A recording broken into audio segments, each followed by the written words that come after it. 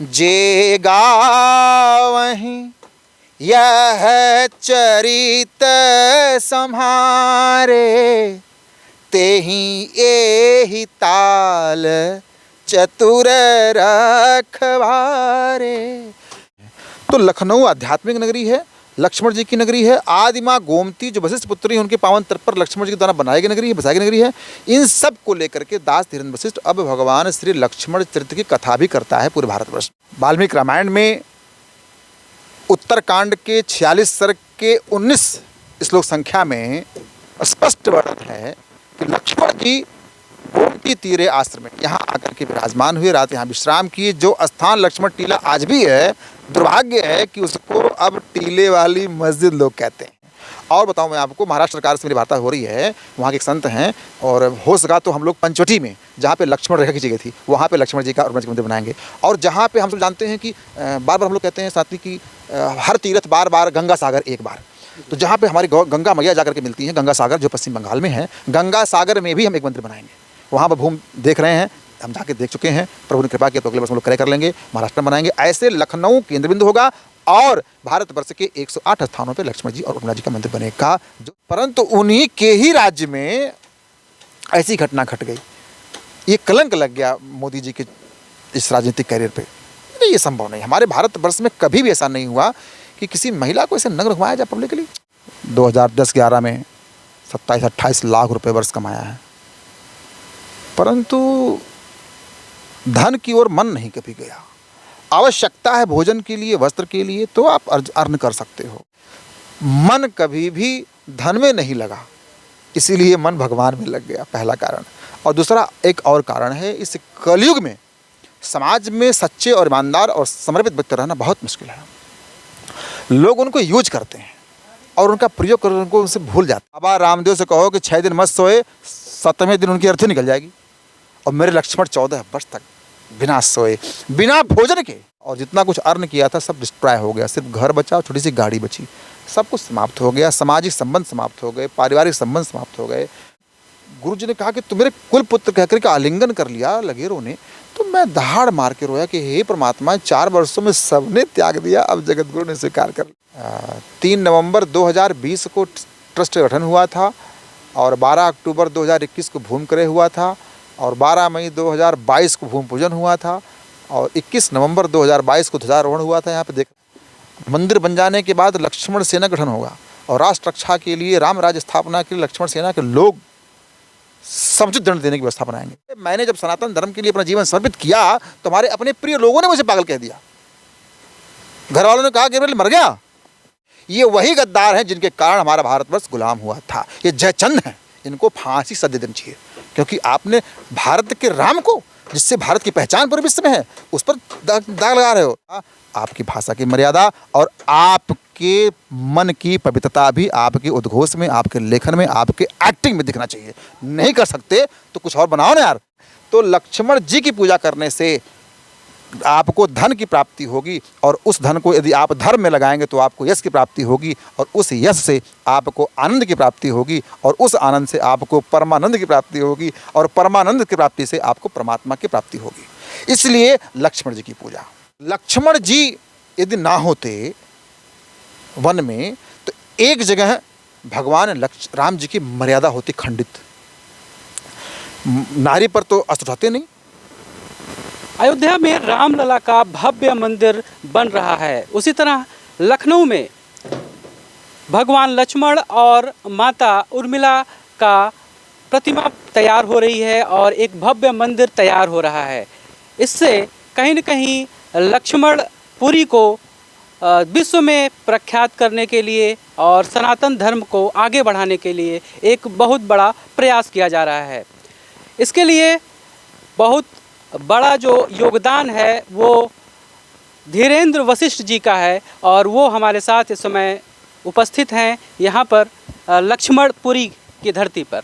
बहुत बहुत स्वागत है आपका हमारे चैनल तबीयत पानी में। नमो राघवाय, नमो लक्ष्मणाय। अपने बारे में कुछ बताएं। मैं पंडित धीरेन्द्र वशिष्ठ, जगत गुरु रामानंदाचार्य स्वामी भट्टाचार्य जी महाराज का दीक्षा प्राप्त शिष्य, लखनऊ अर्थात लक्ष्मणपुरी वासी और सनातन धर्म को अपना संपूर्ण जीवन समर्पित करने वाला भगवान श्री राघव का चरणों का दास, गुरु कृपा से, भगवत कृपा से, माता पिता के पुण्य से और सनातन समाज के सहयोग से लखनऊ, जिसको लोग नवाब और कबाब की नगरी कहते हैं, जो 100% असत्य है, कारण महर्षि वेदव्यास, महर्षि वाल्मीकि जी ने रामायण लिखी। वाल्मीकि रामायण में उत्तरकांड के 46 सर्ग के 19 श्लोक संख्या में स्पष्ट वर्णन है कि लक्ष्मण जी गोमती तीरे आश्रम में यहाँ आकर के विराजमान हुए, रात यहाँ विश्राम किए। जो स्थान लक्ष्मण टीला आज भी है, दुर्भाग्य है कि उसको अब टीले वाली मस्जिद लोग कहते हैं। तो देश हमारा गुलाम था, लोगों ने हमको मिटाया था, यहाँ भी वही कहानी हुई। परंतु ये नगरी पंडित गोविंद बल्लभ पंत से लेकर के योगी आदित्यनाथ पर्यंत किसी भी नेता के नाम से नहीं जानी जाती है। 56 नवाब यहाँ आकर के चले गए, परंतु उनके नाम से नहीं जानी जाती। ये नगरी लक्ष्मणपुरी है, भगवान लक्ष्मण जी के नाम से जानी जाती है। दुर्भाग्य है यहाँ के लोगों का कि यहाँ पे लक्ष्मण जी का और माता उर्मिला जी का मंदिर नहीं है। तो मेरे पूज्य गुरुदेव भगवान की कृपा से दास ने अपना संपूर्ण जीवन लखनऊ की पहचान लक्ष्मणपुरी के रूप में हो और लखनऊ आध्यात्मिक नगरी है, यह प्रतिष्ठित हो पूरे समाज में, पूरे विश्व में। इस हेतु मैंने अपना पूरा जीवन सनातन धर्म हेतु समर्पित किया है। इस मंदिर के विषय में थोड़ा बताएं। मंदिर किस तरह का होने वाला है, कितना भव्य होने वाला है और किस तरह का मंदिर लोगों को दर्शन करने के लिए दर्शन मिल पाएगा? भगवान लक्ष्मण जी के विषय में गोस्वामी तुलसीदास जी महाराज श्री रामचरितमानस के बालकांड में लिखते हैं, रघुपति कीरति विमल पताका दंड समान भयो जस जाका, शेष सहस्त्र शीस जग कारण और जो अवतरो भूम भेटारन। हजारों सिर वाले शेषनाग भगवान धरती के कष्ट को दूर करने के लिए राम जी के साथ ही अवतरित हुए। ये उनकी पावन नगरी है। यहाँ पे लक्ष्मण टीले पे आज भी शेषनाग गुफा है, ढा दिया गया, समाप्त कर दिया गया। तो हम उस पचड़े में नहीं पड़ेंगे। एक सृजनात्मक कार्य हेतु तो लखनऊ में जो लक्ष्मण जी का मंदिर बनने जा रहा है, बन रहा है, आप देख सकते हैं। तो लक्ष्मण जी का मंदिर यहाँ पर बहुत भव्य बनेगा और लोगों के सहयोग से बनेगा। श्री लक्ष्मण पीठ सेवा न्यास इसका निर्माण करवा रहा है और दर्शन करने के लिए प्रभु ने कृपा किया, लोगों ने सहयोग किया। तो हम 12 मई 2027 को इस मंदिर को एक विश्व स्तरीय रूप प्रदान करके लोगों को दर्शन करने हेतु उपस्थित करेंगे। मंदिर कैसा होगा? अच्छा प्रश्न आपने किया। हमारे सनातन संस्कृति में वैष्णव पंचायतन और शैव पंचायतन मंदिर बनता है। भगवान शिव का है तो वहाँ भी शैव पंचायतन और भगवान विष्णु का है तो वैष्णव पंचायतन। तो ये वैष्णव पंचायतन विधि से मंदिर बनेगा। 81 फीट ऊंचा शिखर इस पे होगा। 6.25 फीट के हमारे भगवान लखनलाल होंगे और थोड़ी मेरी माँ जानकी छोटी है ना, तो ऐसे उर्मिला मैया छोटी हैं, तो 6 फीट की मेरी उर्मिला मैया होंगी।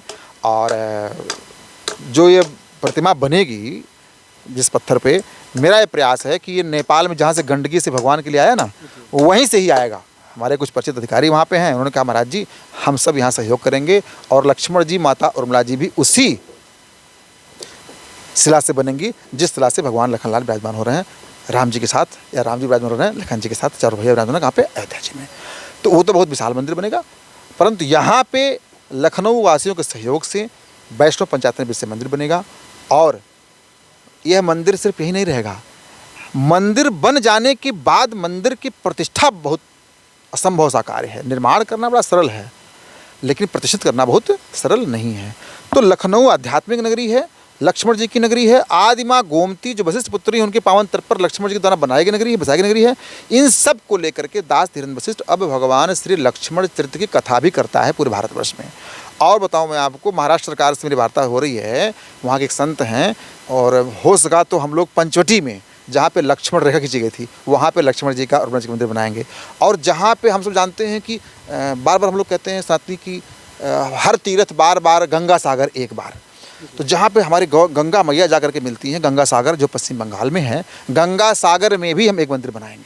वहाँ पर भूमि देख रहे हैं, हम जाके देख चुके हैं, प्रभु ने कृपा किया तो अगले वर्ष हम लोग कर लेंगे, महाराष्ट्र में बनाएंगे। ऐसे लखनऊ केंद्र बिंदु होगा और भारतवर्ष के 108 स्थानों पे लक्ष्मण जी और उर्मिला जी का मंदिर बनेगा, जो श्री लक्ष्मण पीठ से बनवाएगा। कैसे बनवाएगा? लोगों के सहयोग से बनवाएगा। तब जाकर के लखनऊ की आध्यात्मिक पहचान इस रूप में हो सकती है। और सुनिए, हमारे न रहने पर क्या होगा?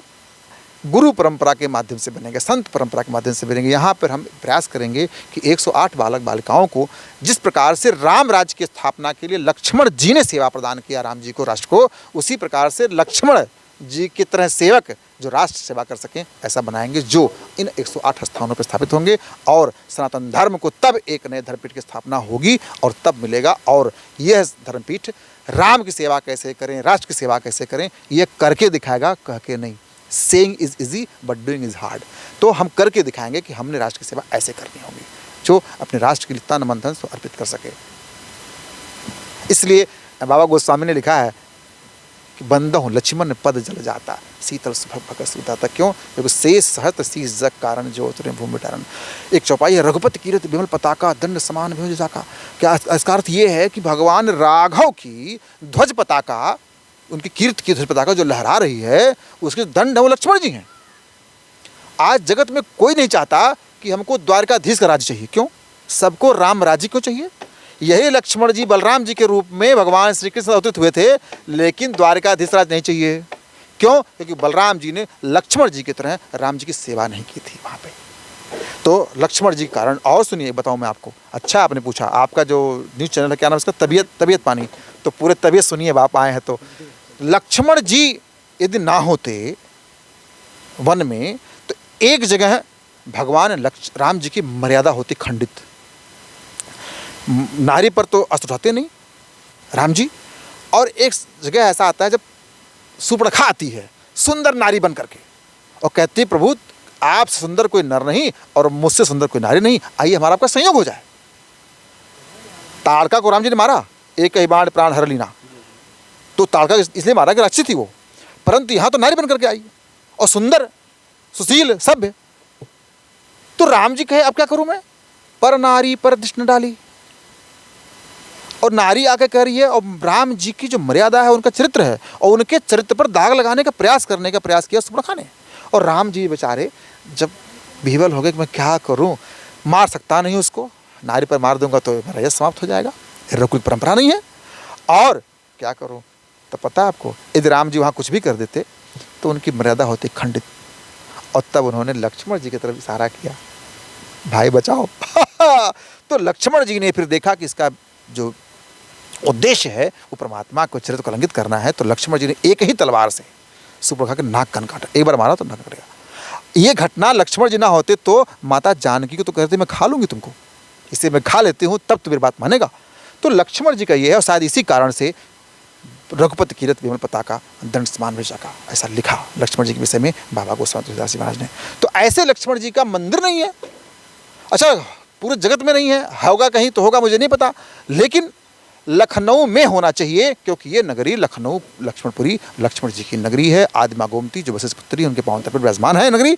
और हम सबका धर्म है, दुर्भाग्य है यहाँ के लोगों का कि 70 लाख की आबादी लखनऊ में रहती है, 55 लाख लिखा पढ़ी में नगर निगम के डॉक्यूमेंट चेक कर सकते हैं आप, और 15 लाख यहाँ पे रहते हैं किराए पे लोग।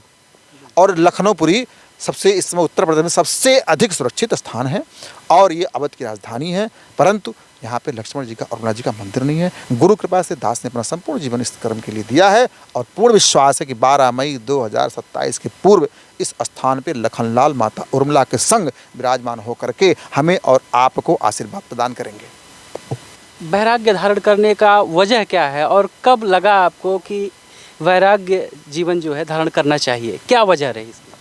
आप मेरे पूर्व जीवन के बारे में जानना चाहते हैं? मैं I am post graduate in English literature. I have given 12 cream years of my life to private sector। मुझे लगता है कि मैंने 2010-11 में 27-28 लाख रुपए वर्ष कमाया है, परंतु धन की ओर मन नहीं कभी गया। आवश्यकता है भोजन के लिए, वस्त्र के लिए, तो आप अर्न कर सकते हो। आप पूरी निष्ठा से काम करते तो फल आपको मिलता ही मिलता है, मुझे मिला, परंतु धन अर्जन के लिए मैं पैदा हुआ हूँ ऐसा मुझे कभी अनुभूत नहीं होता था, क्योंकि संतुष्टि नहीं मिलती थी।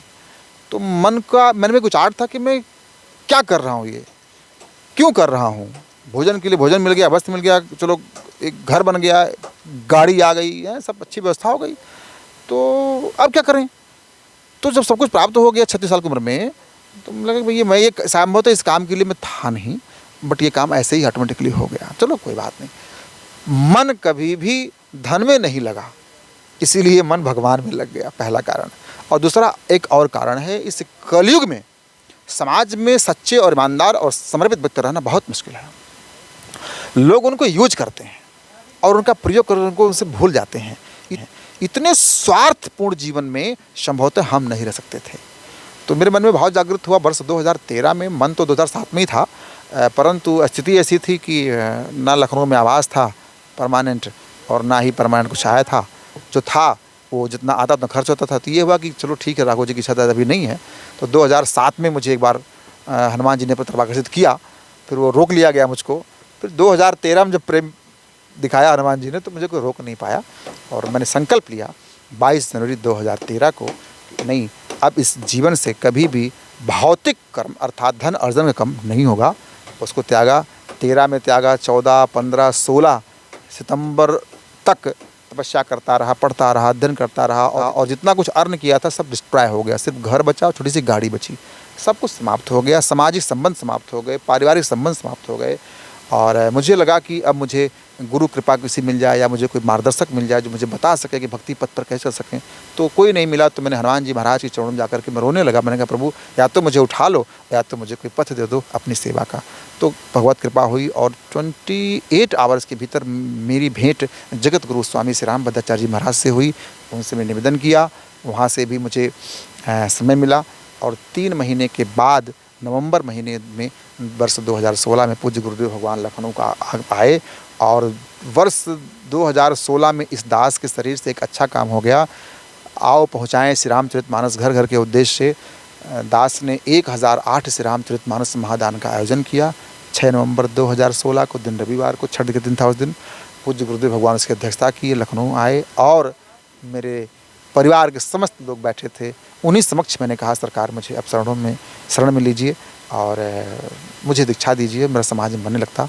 तो गुरुदेव ने कहा मेरे पिता से, अब ये तुम्हारा पुत्र नहीं है, अब धर्म पुत्र हो गया है। मुझसे उन्होंने कहा कि 4 दिन के बाद कार्तिक एकादशी है, उस दिन बेटा आपको दीक्षा दिया जाएगा। और जो दीक्षा संस्कार मेरा हुआ 11 नवंबर 2016 को, तो कार्तिक मास की एकादशी थी और उस दिन सरकार ने मुझे अपना कुलपुत्र कहा। नाम पूछा धीरेन्द्र मिश्र। पूछा सरजू पाणिन हो क्या? बोले कि हाँ सरकार। बोले गोत्र? मैंने कहा वशिष्ठ। बोले कौन से मिश्र हो? बताया मैंने। तो सरकार ने कहा मार्जनी मिश्र। अरे तुम तो मेरे कुल के पुत्र हो यार, तुम मेरे कुल पुत्र हो। आपको बताऊँ युधिष्ठिर जी, जब वो गुरु जी ने कहा कि तुम मेरे कुल पुत्र कहकर के आलिंगन कर लिया लगे रोने, तो मैं दहाड़ मार के रोया कि हे परमात्मा, 4 वर्षों में सबने त्याग दिया, अब जगत गुरु ने स्वीकार कर लिया। और वो जगत गुरु दीक्षा प्राप्त मुझे हुई। फिर मैं पथ पे चल पड़ा और 17 में पूज्य गुरुदेव भगवान लखनऊ में कथा करने आए, तो लक्ष्मण चरित्र कथा गुरुदेव भगवान ने किया। वहीं पे मुझे जीवन का लक्ष्य प्राप्त हुआ। 18 बीत गया कथा करते करते। 2017 से मैंने अपनी कथाएं प्रारंभ कर दी गुरु कृपा से और श्री राम कथा गायन लगा मैं। अभी तक मैं लगभग 28 कथाएँ गा चुका हूँ। और 18 में पूज्य गुरुदेव भगवान पुनः आए, तो मेरी मीटिंग यहाँ के मेयर उस समय थी श्रीमती संगीता भाटिया जी, उनसे करवाई और कहा कि लखनऊ में लक्ष्मण जी का मंदिर कोई नहीं बना रहा है, तुम कहीं भूमि दे दो, बच्चा बना देगा। परंतु उनसे नहीं हो पाया। तो फिर 19 में मैंने संकल्प लिया कि गुरु जी का आदेश ही मेरे जीवन का लक्ष्य होगा। तो लक्ष्मण जी का मंदिर लखनऊ बने, इस हेतु मैंने संकल्प लिया कि अब इतिहास के जीवन का निज संकल्प होगा। और 20 में अपने कुछ प्रिय सहयोगियों के माध्यम से श्री लक्ष्मण पीठ सेवा से गठन किया गया और एक ट्रस्ट बना। 21 में इसको भारत सरकार से प्रमाणिकता मिल गई, इनकम टैक्स से प्रमाणिकता है, इसको नीति आयोग से है और TG 12 सब हो गया इसका।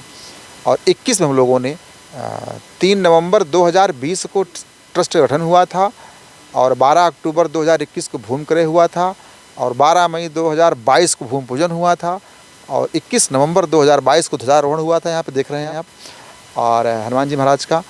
और अभी 12 मई 2023 से निर्माण प्रारंभ हो गया, आप चाहें तो देख सकते हैं। और आज हमें लगता है कि 24 जुलाई है, हाँ 24 जुलाई है, दिन सोमवार है बाबा शिव का।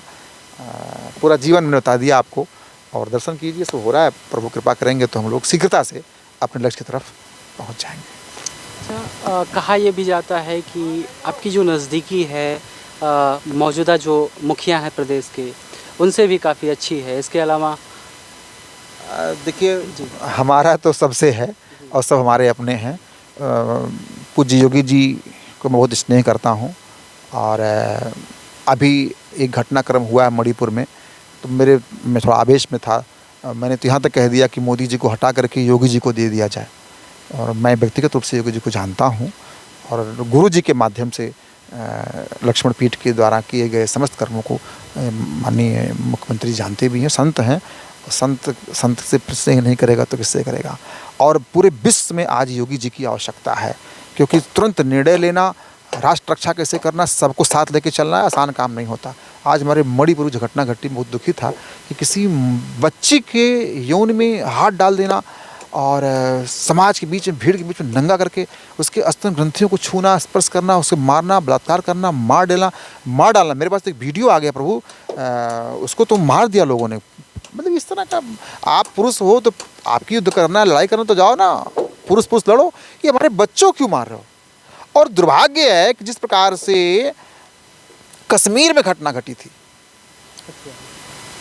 कठुआ में नहीं, कश्मीर में जो हुई थी, जहाँ पे हजारों लाखों हिंदुओं को मार के भगाया गया था, जिसके कारण हाँ मोदी जी बहुत प्रशंसा कर रहे हैं कि 370 हटाया, 370 हटाया तो हटाया, परंतु उन्हीं के ही राज्य में ऐसी घटना घट गई।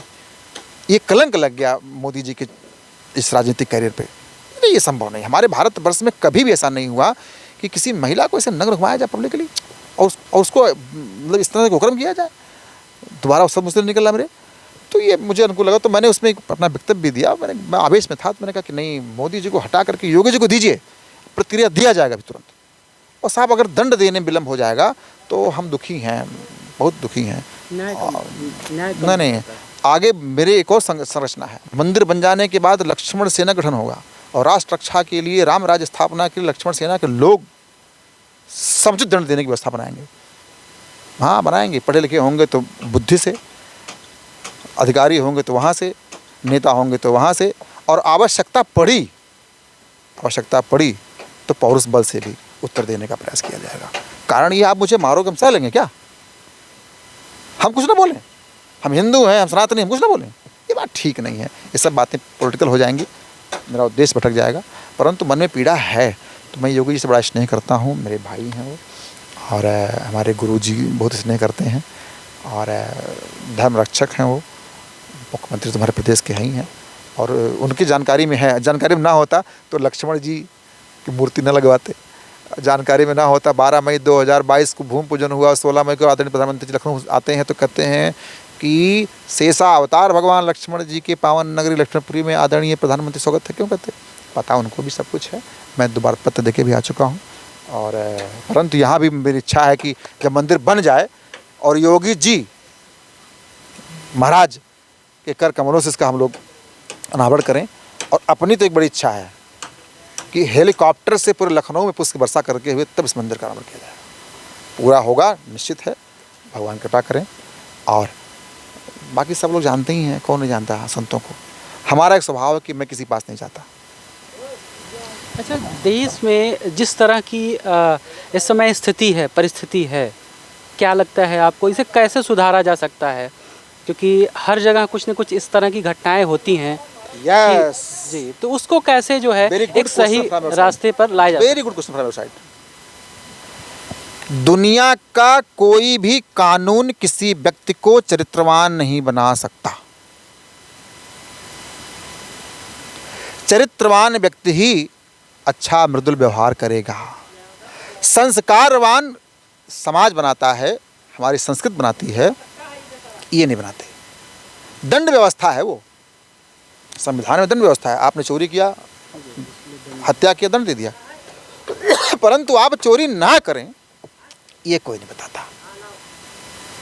मैं तो चैलेंज करता हूं, विश्व के, अमेरिका से लेकर के और नीचे श्रीलंका तक, किसी भी देश के कानून में इतनी ताकत नहीं है कि व्यक्ति को संस्कारवान बना सके, व्यक्ति को चरित्रवान बना सके। दंड दे सकते हैं आप, दंड देने से यदि हत्याएं बंद होती तो बार बार संविधान क्यों बदला जाता?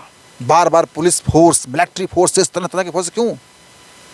दैट मीन्स कि प्रभु यदि हम चाहते हैं कि हम सामान्य व्यवहार करें, हम चाहते हैं कि हम सबको साथ लेकर चलें, तो आपको लोगों को संस्कार प्रदान करना पड़ेगा। जो दुर्भाग्य है देश के किसी विद्यालय में नहीं होता, और दुर्भाग्य है देश के किसी विधानसभा में नहीं होता, और दुर्भाग्य है अब कलयुग के लोगों के घरों में नहीं होता। माता पिता भाई बहन सब असंस्कारी हो जा रहे हैं, तो बच्चे हो जाएंगे। ये सनातनियों के लिए बड़ी पीड़ादायक है। इसीलिए मैंने अपना संपूर्ण जीवन इस काम में लगा कि मेरे समर्पण से यदि किसी एक व्यक्ति का जीवन चरित्रवान हो गया, तो शायद दास के जीवन का महत्व समझ में आ गया और दास जीवन सिद्ध हो गया।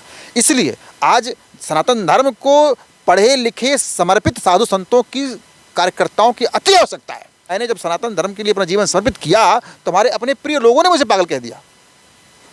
घर वालों ने कहा कि मर गया। अरे मैं आपराधिक कृत कर रहा हूँ। मैं तो ये चाहता हूँ कि साहब देखो, अभी कलयुग है, इसमें आप कहोगे लोग आपकी बात मान जाएंगे, ऐसा नहीं है, तब तक जब तक आप करके दिखाओगे नहीं। तो हम करके दिखा रहे हैं, हम कर्म विश्वास कर रहे हैं, करके दिखा रहे हैं। साहब राष्ट्र रक्षा के लिए, धर्म रक्षा के लिए हम सब कुछ त्याग सकते हैं। इस कलयुग में त्यागना, जिसके पास नहीं है वो क्या त्यागेगा? वो तो मजबूरी में आ गया। और दास ने तो अर्न किया, कमाया त्यागा। तो त्याग करके राम की सेवा करेंगे तो हम शायद किसी को मर्यादा संस्कार प्रदान कर सकते हैं। ऐसा मेरा अनुभव है, ऐसा मेरा भाव भी, और ये सत्य भी है। तो मेरे भैया, मैं ये कहना चाहता हूँ कि भारत के नहीं, पूरे विश्व के संविधान के पास ये नियम नहीं है जो लोगों को चरित्रवान बना सके। यदि आपको चरित्रवान बनना है तो आपको श्री रामचरितमानस पढ़ना है। फाड़ के फेंकने से कुछ नहीं होने वाला है। ये वो मूर्ख लोग हैं जो धर्म विरोधी होकर के अन्य धर्म स्वीकार कर लिए हैं। अपने धर्म को स्थापित करने के लिए आपको नीचा दिखा रहे हैं। ये वो महामूर्ख लोग जो अक्षम लोग हैं, इनके पास ज्ञान नहीं है। आप कहीं धर्म जाओ, एक घटनाक्रम हुआ था लखनऊ के अंदर, लक्ष्मणपुरी के अंदर, कि लोगों ने रामचरितमानस फाड़ के फेंक दिया था, जला दिया। अरे जला क्यों दिया? चौपाई को लेकर, चौपाई, मूर्ख ना, जानता नहीं चौपाई क्या है। अब वो समझोगे नहीं, वो बात चौपाई से नहीं, बात ये है कि अब वो अलग धर्म स्वीकार कर लिया है तो आपके धर्म को नीचा दिखाया जाता है। तो दुर्भाग्य है, वो क्षमतावान व्यक्ति नहीं है जो राम के चरित्र पर दाग लगाने का प्रयास करे। राम के चरित्र हम क्या दाग लगाएंगे? श्री रामचरितमानस में एक चौपाई है, जे गावहीं यह चरित सम्हारे, तेहि एहि ताल चतुर रखवारे। हम श्री राम जी के चरित्र का गायन अपने चरित्र को संभाल करके गाएं, तब हम समझ सकते हैं। राम जी के चरित्र को हम संभालेंगे क्या? उनका चरित्र संभलाया प्रभु। हम, अब हमारा चरित्र कुछ है नहीं।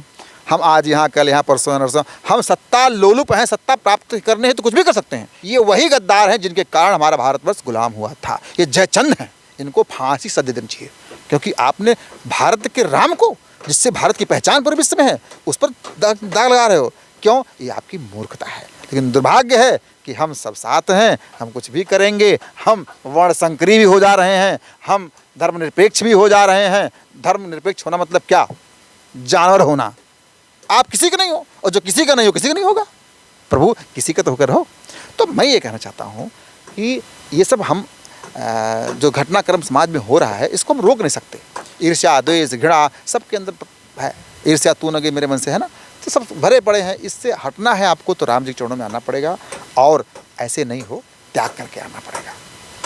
त्याग कोई चाहता नहीं, समर्पण चाहता नहीं कोई करना किसी के प्रति, चाहिए सब कुछ, करना कुछ ना पड़े, तो ऐसे नहीं मिलेगा। If you want to gain something special in your life, you have to surrender yourself to our God. If you are not doing this thing, that means you are destroying your life. तो हमें भगवान के चरण में आकर के ही सत्कर्म संस्कार कैसे किया जाए ये समझ में आएगा। और ये सब प्राप्त करने के लिए आपको भी किसी न किसी गुरु के मार्गदर्शन में होना पड़ेगा। दुर्भाग्य देखिए, लोग गुरु की बात छोड़ दीजिए, अपने माता पिता की बात नहीं मानते, अपने ज्येष्ठ भ्राता की बात नहीं मानते, अपने सीनियर अधिकारी की बात नहीं मान रहे हैं, और तो और मित्रता करके लोग यूज करके पीठ पे नहीं साहब, पेट पे छुरा घूम करके मित्रता समाप्त कर लेते, उनकी बात नहीं मानते। तो कौन किसको मानेगा? मैंने अपनी मान ली, मैं राम जी का, राम जी हमारे, हम तो हमारे राघव जी को, राघव जी हमारे हैं। और उस कृपा से दास ने अपना संपूर्ण जीवन किया समर्पित। बाकी राघव जी की इच्छा होगा कि नहीं होगा, आई डोंट नो, बट होगा, आई एम टू श्योर। एक चीज़ और मैं पूछना चाहता हूँ, अभी की जो स्थिति है बॉलीवुड, जो फिल्में जिस तरह की बन रही हैं, क्योंकि फिल्में समाज के लिए ही बनाई जाती हैं, उनमें जो भी चीज़ें दिखाई जाएं उसके द्वारा जो बच्चे हैं, युवा हैं, लोग सीखते हैं, समझते हैं। लेकिन अभी हाल ही में एक फिल्म आई थी आदि पुरुष, जिसके लिए काफ़ी विवाद हुआ था, जिसके उसमें डायलॉग्स जो थे विवाद उसको लेकर हुआ था, कॉस्ट्यूम को लेकर हुआ था विवाद। इसके अलावा जो जिस तरह की भाषा के ऊपर भी सवाल उठे थे कि मर्यादा एक होनी चाहिए भाषा की। तो इस तरह की चीज़ें अभी हाल ही में एक हॉलीवुड फिल्म आई है, अभी 2-3 दिन हुए रिलीज़ हुए। हॉलीवुड फिल्म है ओपेनहाइमर, जो भौतिक विज्ञानी थे, परमाणु जनक कहे जाते हैं। तो उनके द्वारा भी श्रीमद् भगवत गीता का एक श्लोक है, जिसके द्वारा जब उन्होंने विस्फोट किया था उस टाइम जो है उस श्लोक को बोला था। लेकिन इस फिल्म में जो है एक सीन के दौरान जब रति क्रिया कर रहे थे 2 लोग, तो उस दौरान उस श्लोक को बोला गया, तो उसके ऊपर भी सवाल उठ रहे हैं। तो क्या आपको नहीं लगता है कि इस तरह की चीज़ें धर्म के ऊपर कोई खतरा खड़ा करता है? आपका नाम युधिष्ठिर है जी, आप चिंतनशील व्यक्ति हैं, आपके इस प्रश्न से मुझे समझ में आ गया। जी, तो इस पर क्या कहना चाहिए? बेटा, राम जी के साथ साथ रावण का भी नाम जुड़ गया। रावण ने राम जी की धर्म पत्नी का अपहरण कर लिया, है ना? और जब जब राम की चर्चा होती है तब रावण की चर्चा होती है। समाज के वो लोग जिन्होंने रामकृष्ण को बेचा है, वो अनैतिक और असामाजिक और अमर्याद भाषा प्रयोग कर सकते हैं, कभी भी कर सकते हैं, चाहे कितना बड़ा ज्ञानी क्यों ना हो, क्योंकि उसका उद्देश्य सेवा भाव नहीं है, उसका उद्देश्य धन अर्जन है। अब उसको धन मिल रहा है, भाषा बदल तो बदल दिया। एक वह व्यक्ति जो ज्ञानी हो, पढ़ा लिखा हो, वह अनैतिक कृत्य करे तब तो अपराध है। एक मूर्ख व्यक्ति कर दे तो क्षमा है। ये वो लोग हैं जिन्होंने राम जी को, कृष्ण जी को अपने कुकर्म में भी सम्मिलित करके अपने आप को हिट करने का प्रयास किया और उस माध्यम से धन अर्जन करने का प्रयास कर रहे हैं और ये करते रहेंगे। और बहुत अच्छा है, आपने चिंतन किया। आपके चिंतन का उत्तर ये है कि सुनो, यदि आप अपनी प्रतिष्ठा नकारात्मक रूप से भी चाहते हैं तो भी राम भजिए। भगवान से संबंध जोड़ने का 2 भाव है। पहला भाव, उनसे मित्रता कर लीजिए तो भी आपका नाम हो जाएगा, या तो आप उनसे शत्रुता कर लीजिए तब भी आपका नाम हो जाएगा। ये शत्रु हैं। ऐसे लोगों को तो मेरा बस चले तो जो कार्य रावण का हुआ था वही होना चाहिए। राम विरोधी आप हैं, आप बेच रहे हैं। लेकिन ये कलयुग है, कोई किसी से पूछ नहीं रहा है, कोई कुछ भी कर ले। मैं लक्ष्मण जी के मंदिर निर्माण करने के लिए 3 वर्ष से संघर्षशील हूँ। यहाँ कुछ आते, कुछ नहीं आते, कुछ जो सहयोग कर दिए पूछते भी नहीं हैं कि महाराज जी क्या हो रहा है, उनको फ्री कर दिया। तो इन पर बाउंडेशन लगना चाहिए। और यदि हम सनातन धर्म के विषय में बात कर रहे हों तो आपको धर्म की मर्यादा, आपकी भाषा की मर्यादा और आपके मन की पवित्रता भी आपके उद्घोष में, आपके लेखन में, आपके एक्टिंग में दिखना चाहिए। नहीं कर सकते तो कुछ और बनाओ ना यार। क्यों मेरे राम और मेरे श्याम को कलंकित करने का प्रयास कर रहे हो? होगा नहीं। ऐसे लोगों को समुचित दंड की व्यवस्था होनी चाहिए। और मैं तो निवेदन करता हूँ भारत सरकार से, भैया ये धर्म गुरु थोड़ा ना है, 4 अक्षर पढ़कर धर्म बन जाए क्या? ये धर्म गुरुओं के मार्ग निर्देशन में ही ऐसी चीज़ें बननी चाहिए। अन्यथा इतिहास छेड़छाड़, राम छेड़छाड़ ये बर्दाश्त नहीं किया जाएगा और करना भी नहीं पड़ेगा। प्रकृति ने सहयोग किया तो लक्ष्मण सेना से उधर विरोध करेगी, अभी नहीं 4 वर्षों के बाद, और ऐसा विरोध करेगी कि पूरा समाज याद रखेगा। एक और प्रश्न है कि जैसा कि आप कह रहे हैं लक्ष्मण सेना बनाने की बात, तो जैसे जो मुखिया हैं प्रदेश के योगी आदित्यनाथ जी, उन्होंने भी बनाई थी हिंदू युवा वाहिनी। तो कहीं ना कहीं उस पर सवाल उठाते हैं लोग कि वो जो है कहीं ना कहीं कट्टरता उनके अंदर है। इस पर क्या कहना चाहेंगे? कट्टरता यदि नहीं है तो आप कुछ कर नहीं सकते। कट्टरता का मतलब ये थोड़ा ना कि हम उसका नकारात्मक क्यों ले रहे हैं। कट्टरता मतलब कि हम अपने प्रति 100% समर्पित हैं। 100% सरेंडरनेस, समर्पण अपने लक्ष्य के प्रति ही कट्टरता है। तो हम राम जी के हैं, हम राष्ट्र के हैं, हम भारतवर्ष भूमि के, हमको 100% अपने राष्ट्र से प्रेम है, अपने राम से प्रेम है। ये कट्टरता होना है, ये तो अच्छे सद्गुण हैं। लेकिन जो वर्णशंकरी लोग हैं, मैं तुमको वर्णशंकरी बोलता हूँ, धर्मपक्षियों को वर्णशंकरी हो, जिनको न राम पर विश्वास, न माम पर विश्वास, न पिता विश्वास है, किसी विश्वास नहीं है। पढ़ लिख लिए, थोड़ा बहुत ज्ञान हो गया तो अपने माता पिता को तिरस्कार कर दिया और समाज तो ऐसा कर दिया, बोले हम ही राम जी, हम ही कृष्ण जी हैं। ऐसे रावणों को, ऐसे राक्षसों को तो निपटा दिया जाना चाहिए। और जो हिंदू युवा वाहिनी बनाया है हमारे योगी जी ने, तो क्या बुरा किया भाई? हमारे हिंदू युवा लोग इससे जुड़ रहे हैं, राष्ट्र रक्षा के लिए हिंदू युवा वाहिनी ने क्या नहीं किया? जो सरकार नहीं कर सकती थी उस ज़माने में, वो योगी जी ने किया। आपने योगी जी को बहुत दूर से देखा होगा, मैंने बहुत पास से देखा उनको, वो उन्होंने कर दिया। तो राष्ट्र रक्षा के लिए तो आवश्यकता तो है। और मैं तो कहता हूँ राम राज्य की स्थापना प्रत्येक व्यक्ति चाहता है, लेकिन लक्ष्मण जी को नहीं लेगा तो होगा क्या? असंभव। इसलिए राम राज्य की स्थापना चाहते हैं पूरे भारतवर्ष में, पूरे जगत में आप, तो आपको लक्ष्मण जी को भी लेना ही पड़ेगा। 14वें त्रेता में राम को आवश्यकता थी, तो क्या आज इस 24 जुलाई 2023 को राम राज्य की स्थापना के लिए लक्ष्मण नहीं चाहिए क्या आपको? क्योंकि इतना समर्पण 14 वर्ष तक बिना सोए भोजन किए, बिना भोजन किए निज सेवा करना, 14वें त्रेता में राम को आवश्यकता थी, तो क्या आज इस 24 जुलाई 2023 को राम राज्य की स्थापना के लिए लक्ष्मण नहीं चाहिए क्या आपको? क्योंकि इतना समर्पण 14 वर्ष तक बिना सोए भोजन किए, बिना भोजन किए निज सेवा करना, अपनी सेवा करना, अपने राष्ट्र की सेवा करना, भगवान सेवा करना असंभव है क्या? 14 वर्ष नहीं, मैं तो कहता हूँ लक्ष्मण जी महायोगी थे। 14 वर्ष बिना सोए इस धरती पे कोई रह के दिखा दे। लोग कहते योग गुरु बाबा रामदेव, बाबा रामदेव से कहो कि 6 दिन मत सोए, 7वें दिन उनकी अर्थी निकल जाएगी। और मेरे लक्ष्मण 14 वर्ष तक बिना सोए, बिना भोजन के राष्ट्र सेवा के, तो राम राज्य की स्थापना चाहते हैं, तो लक्ष्मण सेना की आवश्यकता है। लक्ष्मण जैसे समर्पित लोगों की आवश्यकता है। और जब तक समर्पण 100% नहीं होगा तब तक वो बेकार है। तो कट्टरता मतलब कि हम राष्ट्र के हैं, हम राम के हैं, हम भारत के हैं, हम सनातनी हैं, इस पर 100% विश्वास, निष्ठावान होना ही कट्टरता है। कट्टरता उनकी बुरी होती होगी जो अपने कट्टरता के लिए आपकी जान ले लेते हो, है ना। हमारा कट्टरता ये कि हम हैं, आप भी आओ। और जब तक आप अपने नियम के प्रति कट्टर नहीं होंगे, अब मेरे पास आप आए हैं, मनुष्य हैं, अब आप नग्न चले आइए तो हम आपको इंटरव्यू देंगे क्या? आप मर्यादा में पूरे आए हैं, पैंट शर्ट पहने हैं, प्रॉपर वे में आए हैं, तो दे रहे हैं आपको। तो मर्यादा क्या कि आप मनुष्य हैं, तो मनुष्य का रूप धारण करके आए हैं, तो पूरा अपनी सज्जनता दिख रही है आपकी। तो यही कट्टरता है आपकी। आप अपने प्रति, अपने राष्ट्र के प्रति, अपने भाव के प्रति, अपने परिवार के प्रति, अपने स्व के प्रति समर्पित भाव, समर्पण 99.9 नहीं साहब, इट नीड्स टू 100%। जैसे कि पूरे देश में, दुनिया में जो भी हिंदू सनातन धर्म को मानने वाले लोग हैं, उनकी जो पूजा पद्धति है वो दिनों के अनुसार जो है अलग अलग दिन में है। जैसे सोमवार को वो पूजा करते हैं भगवान शंकर का, मंगलवार को भगवान बजरंग बली का पूजा करते हैं, शनिवार का शनिदेव का करते हैं, बृहस्पतिवार को भगवान बृहस्पति का जो है वो व्रत करते हैं। तो कहीं ना कहीं ये भगवान के लिए भी उन्होंने टाइम फिक्स कर रखा है कि किस दिन हम पूजा करेंगे तो क्या लाभ हमको मिलेगा। हाँ। तो अगर लक्ष्मण जी को की बात करें तो उनकी पूजा क्यों करेंगे लोग, इसके बारे में क्या कहना चाहेंगे? वाह, बहुत अच्छा प्रश्न आपका है। आपका भाव ये है कि महाराज जी कलयुग के लोग अपने स्वार्थ के अनुसार भगवान की पूजा करते हैं, बाबा शिव की पूजा करते हैं कि अकाल मृत्यु ना हो, मंगलवार को पूजा करते हैं हनुमान जी महाराज की कि नासे रोग मिटे सब पीरा, बृहस्पतिवार को पूजा करते हैं गुरु कृपा करें, लक्ष्मी की पूजा कर धन मिले, शनिवार को पूजा करते हैं जो कमाया कहीं वो निपट न जाए, है ना। हाँ, तो कलयुग के लोगों के लिए भी निवेदन करता हूँ मैं आपको कि लक्ष्मण जी की पूजा आप इसलिए करें। प्रायः धन अर्जन के लिए लोग लक्ष्मण जी की पूजा करते हैं, लेकिन लोगों को पता ही नहीं है कि जो लक्ष्मी जी का धन है उसके स्वामी लक्ष्मण जी हैं।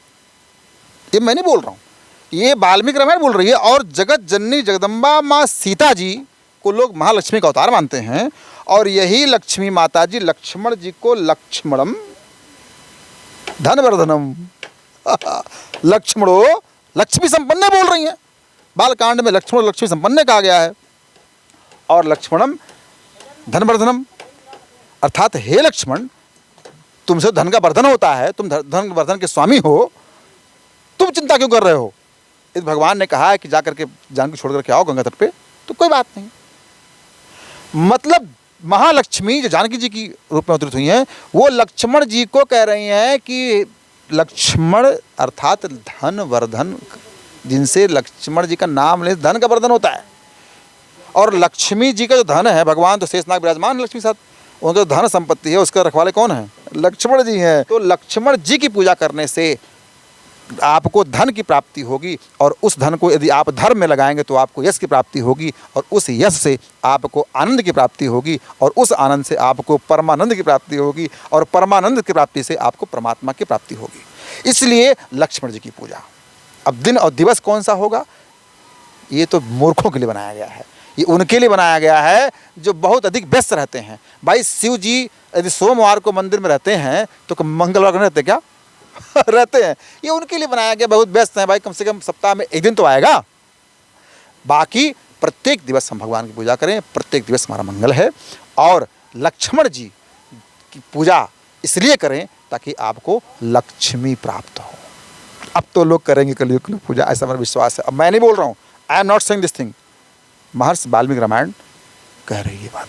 पढ़िएगा, उत्तरकांड में पढ़िएगा इसको, जब माता जानकी को लेकर के राम जी के आदेश से गंगा तट पे छोड़ने आते लक्ष्मण जी, पढ़िएगा आपको भी। उत्तरकांड में 40 से लेकर के 50 तक पढ़िए आप। उत्तरकांड के 45 से लेकर के 40 से लेकर के 50 तक पढ़िए, आपको सब मिल जाएगा। तो लक्ष्मणो लक्ष्मी संपन्न है पहला, लक्ष्मणम धनवर्धनम। इस हेतु लक्ष्मण जी की पूजा, धन की प्राप्ति करनी है तो लक्ष्मी जी की पूजा करो चाहे ना करो, लेकिन लक्ष्मण जी की जरूर पूजा करो, क्योंकि ये लक्ष्मी जी के धन के स्वामी हैं। जैसे धन की रक्षा कौन करता है? लक्ष्मण जी करते हैं। रोग रक्षा कौन करता है? लक्ष्मण जी करते हैं। तो धन के जो खजांची है ना, वो लक्ष्मण जी ही हैं भैया, इसलिए करो और दिवस प्रतिदिन करो। जय श्री राम। धन्यवाद हमारे चैनल पे इतना समय देने के लिए आपको। और तो ये थे धीरेन्द्र वशिष्ठ जी, जो इस मंदिर का निर्माण करा रहे हैं। और 2027 में आपको इस मंदिर में भगवान लक्ष्मण और माता उर्मिला के दर्शन होंगे और भव्य दर्शन होंगे। इसी तरह के और भी वीडियो देखने के लिए देखते रहिए तबीयत पानी।